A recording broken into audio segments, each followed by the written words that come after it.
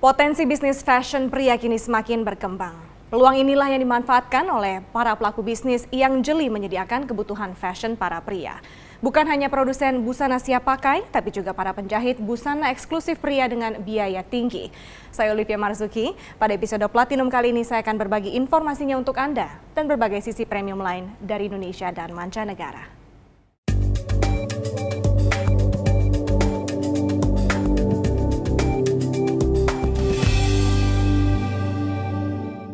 Busana eksklusif bukan hanya membutuhkan tangan ahli para penjahit, tapi juga bahan kain terbaik.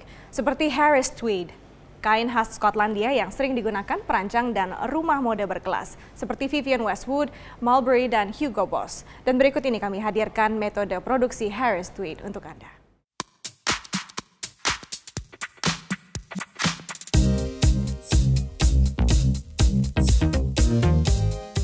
Di sebuah sudut di barat laut Skotlandia, Colin MacLeod membuat Harris Tweed yang terkenal di seluruh dunia.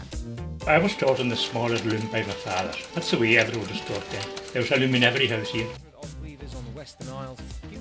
Membuat kain adalah bagian dari tradisi yang dijaga hingga kini. Selembar kain Harris Tweed berasal dari benang yang dibuat lewat proses yang sama dengan ratusan tahun lalu, dan Carloway Mill adalah satu dari 3 pabrik yang ada di pulau ini yang masih menerapkan teknik tradisional dan pendekatan artisanal. Kain ini pun digunakan para perancang bukan hanya untuk jaket, tapi juga penutup telepon, tablet, headphone, hingga pakaian renang. You're dyeing, to blending, to carding, to spinning, to get warp out the weaver back in. You're looking at about 10 different stages.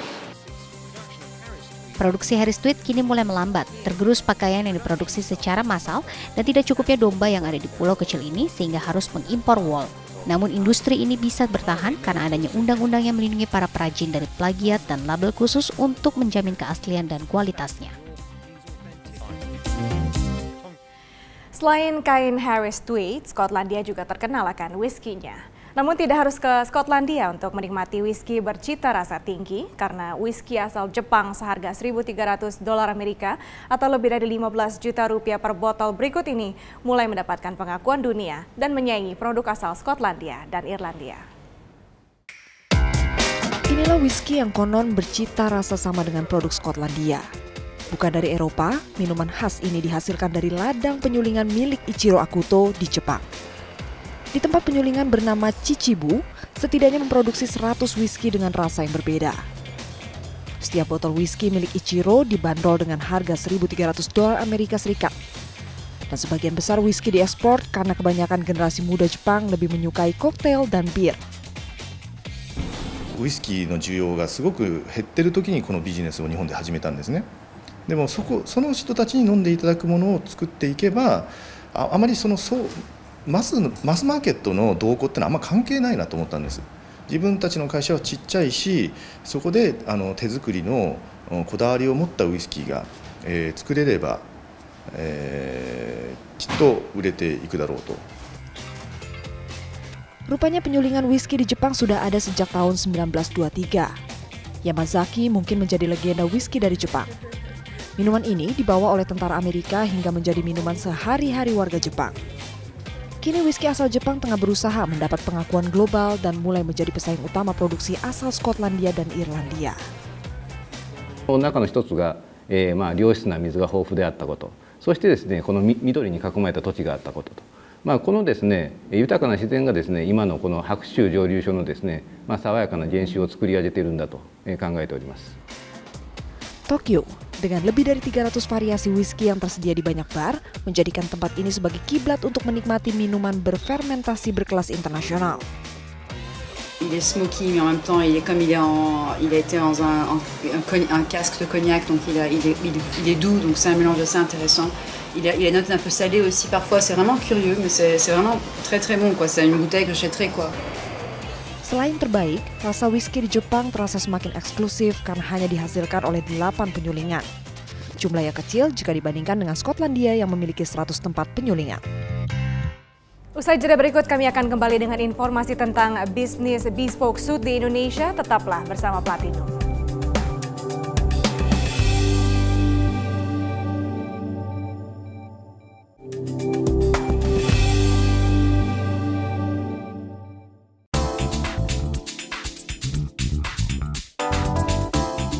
Nyaman dipakai dan look yang sesuai merupakan hal yang diperhitungkan ketika memilih sebuah setelan jas. Presisi ukuran, kualitas bahan, dan jahitan menjadi penting ketika bespoke suit diciptakan. What does this bespoke suit means? Bespoke means it's that item, that fabric, that suits is spoken for you, about you, for you, you know. Back in the days, there were no machines. Everything was handmade. In a jacket, there is a chest piece that you need to put in. Now, we use an interlining that's fused together. Back then, there was no fusing machines. Everything was handmade. So a chest piece would be floated onto your jacket and attached to it without it looking or appearing on the front side of the jacket. And that alone is a bespoke jacket. How would you relate Laxmi Tailor for the bespoke suit for Indonesia? We are in the tailoring business. We customize anything and everything for a customer. Customers these days already have all the information, you know, in hand these days. They come in knowing what they want to make, what kind of product they want to have. We guide them, you know, what would be suitable to them, what color would suit them, what style would suit them, what fabric would look nice on them. Sejak tahun 1949, Laxmi Tailor telah menerjemahkan ukuran dan pola menjadi sebuah setelan jas bagi para pelanggannya.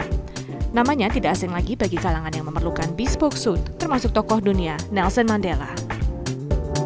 Where do Laxmi Tailor set their target market at first, and then how is it now? My grandfather, when he came here, he was very passionate. He was a passionate man. He was very passionate about his business. But he was very passionate about our country too, you know. He actually provided safe houses for our pro-independent leaders, you know, when there were riots happening at the Dutch times, you know. He saw this country grow during independence and post-independence. My father took over his legacy, strived hard to make a trademark, make a name, make a legacy for me to carry on. Laxmi is about tailors. It's our tailors, it's our workers, it's our cutters, it's our team that make us who we are. Is that the kind of the trend changes that you probably have seen as a third generation of running this business? Right. How do you see the trend changes? You see, back then jackets, for example, tailor jackets were very structured, you know. Boxy fabrics were very coarse, rough, you know, and back then members of parliament, it was mandatory for them to have suits, to wear suits. Middle level management, senior level management, everybody had to be in suits. The trend now is more towards suits for ceremonial wear, for business wear, but not really for day-to-day wear as much, you know. Day-to-day wear has become formal shirts, batiks, and jackets, even if suits, they would be less structured, not too heavy, lightweight, you know. Fabrics, characteristics of fabrics back then were very rough, thick. Nowadays they're very fine, versatile, you know. They don't wrinkle that easily and they're easy care. And how does it impact your business as a maybe doesn't people at all, more because, near you as a suit you know, I mean, tailored, if they were not getting the jacket tailored, they were getting the shirt or the batik tailored, they were getting something else tailored. So it's not really impacted us that much. What would be the proportion of the people here to come here to want to have a suit and a shirt? Versus the other, I think other? it would be about, I would reckon about 50 to 60% on shirts, then 40% on suits, you know. 40% on yeah, suits. or 50%. It depends on the time of the year too, you know. Oh, so, okay. So what would be the but time I would of the say year? 50-50 probably, yeah. Berbeda dengan busana siap pakai, bespoke suit atau setelan jas pria yang dikerjakan para penjahit eksklusif memerlukan teknik dan keahlian khusus yang tidak murah. Pembuatan satu busana eksklusif pria dan wanita di Laxmi Tailors dikenakan biaya sebesar 4,5 hingga 15 juta rupiah. As a third generation, do you see your generation is having more interest of having a tailored suit? Absolutely, really. Young people are passionate of what they like to wear. And they're so well informed, like I said. They know exactly what they're looking for. They know the style they're looking for, the cuts they are after. They like the small little accents that we do on every garment, and we get inspired by their creativity. The well-known suits brand from internationals are also here in Indonesia. Right. Well, we can name them, many of them, like all the Canali Brioni, Hugo Boss, Armani. They're here. Right. How can you assure them, or how can you compete with them, or even assure your clientele that you guys are actually better? 2 out of 10 people can fit into a ready-made suit. I don't see how there would always be some kind of adjustment that's required. It's funny you say this, because we get a lot of customers who come in trying to alter their jackets, trying to shape them up, lengthen them, shorten them, adjust some part of them, and then we educate them and say, why not have it customized? We carry all the fabrics that they use, for example. Our workmanship, our quality is in par, if not better. Why not give it a shot, having something customized? When we organize workshops for our tailors, technicians, and we get them to come from Italy, they are amazed at the work, the skill we Indonesians have, the craftsmanship that we carry, they are amazed. So when you say tailoring is a passion, what kind of a passion that you give to your customer when they come to Laxmi? We are in this age where everything needs customization. You go and buy coffee. The person behind the counter will say, what kind of coffee you want? Do you want skim milk? You want regular milk? You want chocolate sprinkles? You want caramel? Everything's about customization. Our business is customizing. A customer would come in, we'd show him fabrics, what colors would suit him. We'd show him styles, what style would suit him. We'd show him buttons for that fabric. We'd show him the lining on the inside of his jacket. We'd let him match it. We'd have his name embroidered inside the jacket. We can even select the color of the font and the font of it. So every detail is customized, and the customer walks out having something he wanted, not going somewhere and having something that he had to buy. Tingginya potensi bisnis bespoke suit di Indonesia berhasil dibaca oleh pendatang baru Brillington & Brothers. Pendapatan traveling tailors and consultant yang mulai memasuki bisnis ini pada tahun 2012 lalu berhasil naik hingga 400% dalam 1 tahun sejak 2012 hingga 2013 lalu. Bagaimana awal mulanya Ronald bisa membaca pangsa pasar? Terutama karena Ronald bukan dari background fashion sebelumnya. Bukan sama sekali. Iya. Itu bagaimana awal mulanya bisa sampai awal mulanya mungkin karena menggrab pasar Indonesia. Grab the mass is more likely karena ada between gaps ya antara our fathers, our grandfathers sama ke kitanya. Generasi per generasi. Generasi dan pada dasarnya emang di Indonesia sendiri pemakaian jas itu bukan it's our culture gitu kan. Dan untuk sekarang pun orang berpakaian, terutamanya pria itu mereka lebih mengacukan kayak I don't need suits gitu kan. Untuk occasional tertentu kayak wedding, kalau bisa pakai batik sama jeans kenapa enggak? Tapi it's more likely kita mengajarkan supaya pria itu bisa berpakaian dengan lebih rapi, sesuai dengan occasion yang mereka pergi. Jadi mereka trying to respect ke occasion yang ada kayak gitu. Dan di sini kita hanya sebagai mediumnya aja, Mbak. Yang menarik di sini bisnis model dari bisnis Anda sendiri. Agak berbeda dengan yang lainnya.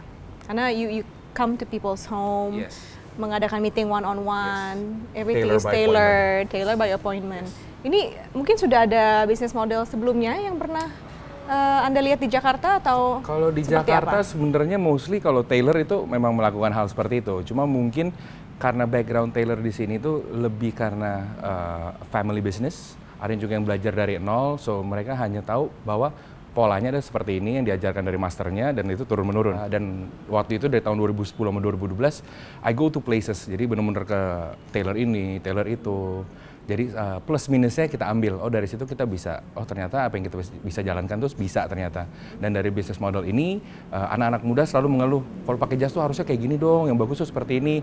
Dari situ kita mulai belajar gitu kan. Dan sekarang pun sampai saatnya yang tahun 2014 ini, kita ngelihat jas itu nggak hanya sebagai kebutuhan lagi, tapi it's about your needs and your wants. Meskipun memiliki latar belakang yang jauh dari bidang fashion, dalam konsultasi, penentuan kualitas bahan hingga desain, semua dilakukannya langsung dengan para klien. Keinginan para klien ini kemudian dikomunikasikan dan diwujudkan lewat kerjasamanya dengan seorang master tailor. Untuk konsultasi dan pembuatan setelan jas, para klien harus mengeluarkan biaya sekitar 4,5 hingga 20 juta rupiah. Dan dalam 1 bulan, Brillington & Brothers bisa menerima pesanan sekitar 15 hingga 20 setelan jas.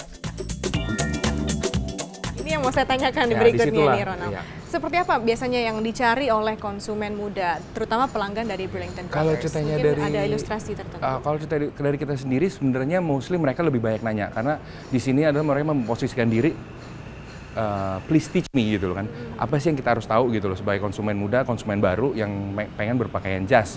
Dari situ kita kasih tahu dulu kegunaannya seperti apa sih, yang mau dipakai itu seperti apa sih, occasion yang akan digunakan mostly itu lebih seperti apa. Kalau ceritanya ada mungkin example kayak, oke, saya cuma pakai hanya untuk kawinan. Oke, kita cuma bisa bilang maybe you can wear black, navy or dark gray. Seperti itu. Kalau dari materialnya, bahan-bahannya mungkin ada perbedaan tertentu nggak yang dicari oleh konsumennya Brillington & Brothers? Kalau untuk bahan, karena most likely mereka juga banyak yang juga first timer dan ada juga yang istilahnya shifting to different tailors. Mereka try to search for something new kan. Kalau dari kita hanya bermain dari bahan dan cutting. Kalau untuk di Jakarta sendiri kita keep it everything light. Kita ngomongin sekitar 240 up to 270 gram. Habis itu untuk bahan we prefer wool, karena wool itu sebenarnya is a beautiful fabric. Dia odorless, dia sesuai dengan climate Indonesia. Bisa. Dan itu juga kita bisa bilang kalau dia ini lebih lebih soft ya dibandingkan kalau sebenarnya kalau ada material yang what we call it polyester. Jadi dia lebih breathable, dia juga lebih enak. Dan sebenarnya lebih mold ke badan. Tingginya potensi pasar fashion pria di Indonesia disebabkan meningkatnya gaya hidup pria kalangan atas. Tak heran, biaya pembuatan busana eksklusif pria yang mahal kini tidak lagi menjadi masalah bila bisa mendapatkan sentuhan personal dalam setiap elemen busana yang dipesan, karena hanya dibuat sesuai kemauan dan kebutuhan para pelanggan.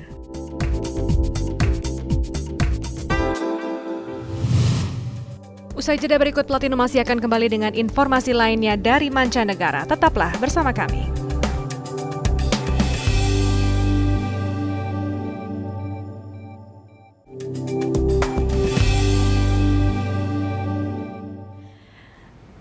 Anda masih bersama Platinum.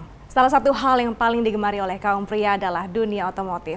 Apalagi bicara mengenai sports car seperti Maserati yang meluncurkan rally bersama dari area Forbidden City di Beijing, Tiongkok dengan jarak hingga 12.000 km menuju tempat asalnya di Italia. Terletak tepat di luar area bersejarah yang merupakan istana pemerintahan dari dinasti Ming dan Qing di ibu kota Tiongkok, Beijing, disinilah pabrikan mobil premium Italia memulai rangkaian rally-nya.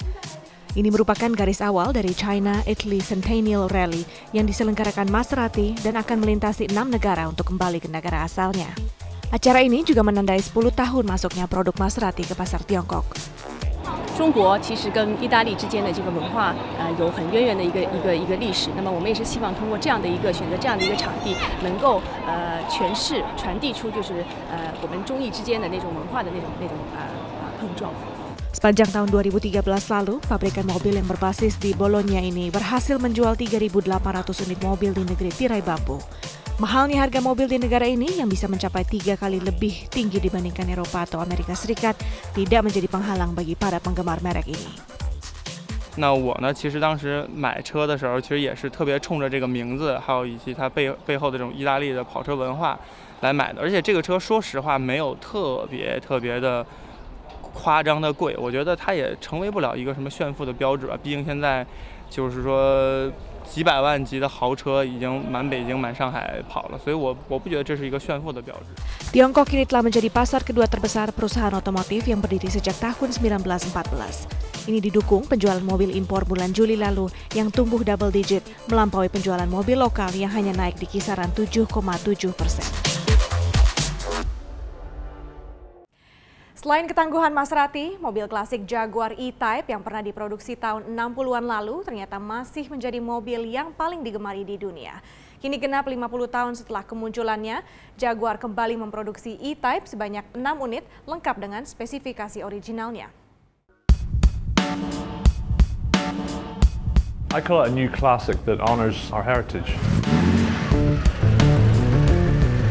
In 1963, Jaguar got some calls from customers who wanted to go racing with E-Types. They took that call and produced 12 for competitions.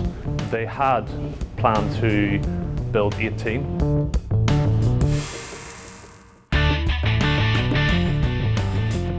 The car that you see here is a prototype car that is helping us build those last 6.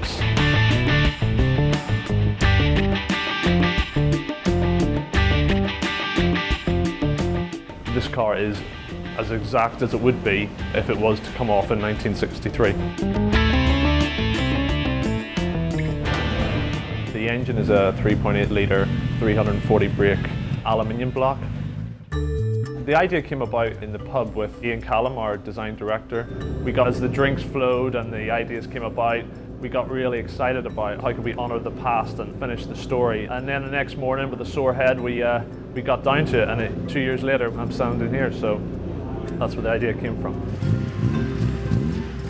I don't see these cars devaluing the original 12. If anything, I think it enhances them for the fact that it's finishing off that pact. Those 18 VIN numbers that were once written down in 1963, we're finishing off that whole story.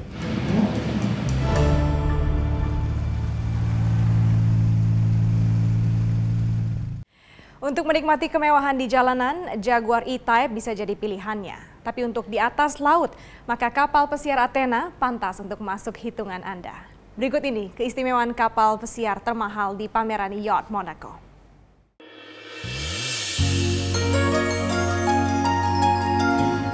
Athena is the largest and most expensive sailing yacht in the Monaco show. We have her listed for sale for $75 million US. We've had interest from America, from Europe. It's a smaller part of the market and a very specialized part of the market. There are definitely more motor yachts produced, motor yachts sold. You need crew, at least deck crew, who are trained and have a sailing background. This yacht, Athena, was built by the Royal Houseman Shipyard.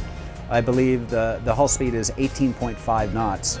She's set up to accommodate 10 to 12 guests in 5 cabins. The media lounge is always a big hit. For the guests, I think one of the highlights are the 2 hydraulically operated crow's nests on the mizzen mast. So they go from the base of the mizzen mast all the way to the very top, and that's an outstanding view of the entire ship under sail. Well, I definitely can't speak for the owner, but he's a well-known and very respected yachtsman. He's in the process of building right now the world's fastest sailing yacht. So without question, he's a passionate sailor. It's a closeness and interaction to the sea and the vessel when she's fully powered up sailing. It's quite a unique experience.